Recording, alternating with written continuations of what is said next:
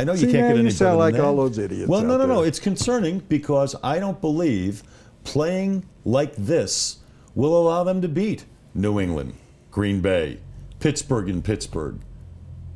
They've got to get better on the offensive side of the ball. There's no doubt about it. But what if they can't get better? What if this is what they are? If they can't get better, then they've got problems. Then I don't see them going deep into the playoffs. I just don't see it. Well, I can see them winning a home game against a Pittsburgh, a wild card team, maybe. I can't see them going any further than that. did you ever play tennis? Just occasionally, recreationally. Okay, well, that's what I did. I played recreation for a lot of years and quit because all tennis courts look alike. Golf, which I keep trying to get you involved in, you played at St. Andrews, you've covered the International. Golf is you're out among different courses. Tennis courts all look the same. When they're surrounded by that tarp, you could be anywhere. I was playing in Tahiti, and I might as well have been playing in Cherry Creek.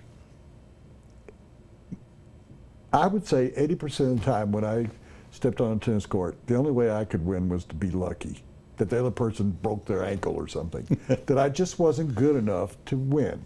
But guess what? I enjoyed myself. So here's where I have a problem with you and everybody else. This is what they are. Yeah. Unless something happens, and give me 1 minute here, like Woody's World. Unless something happens, they're not good enough. Peyton's in his declining moments of his career. They don't have a tight end. They got a wide receiver that's getting $70 million in a contract, $40 million guaranteed. He's dropping the football. He has not got the same focus he had before. He's not trying as hard as he did before. Okay, he's got a neck problem. Well, before the neck problem, he wasn't playing very good either. Would you agree with that? Yes. Okay, they've got a bad offensive line, average at best. They've got running backs that are average at best. This is what they got. I mean, yeah, but now hold on. Now you're acting like there's no hope. If the offensive line gets better, and it should, and they're going to get healthy, that's what you got. And the running backs get a little better, and they put Peyton back in the shotgun where he's more comfortable, I think they're better. But those things have to happen. They've got to make those changes in this bye week. Then I'm not as concerned. Is Gary Kubiak going to make those changes? That's a great question. I'm very, very curious to see how they come out against the Green Bay Packers. They've got, look, we know both these guys, Kubiak and Elway, and don't think that Elway doesn't have a big hand in what's going on there. But Gary Kubiak is the architect of all this. We know they're smart, and we know that from the beginning, when Gary got here and started installing his offense, they have slowly morphed into something else. Every week, it seems, they're letting Peyton go more and more into the shotgun.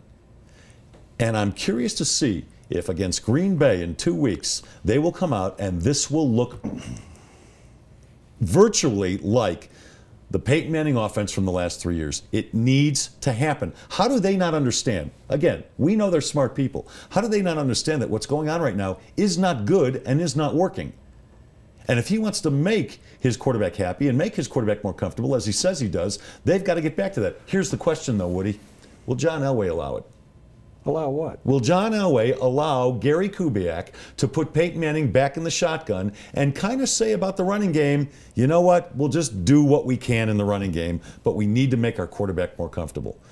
Because think about this. When did this change? This changed long before Kubiak got here. This changed after the fiasco in St. Louis last year, where the mandate came down from the second floor that we need to run the ball better.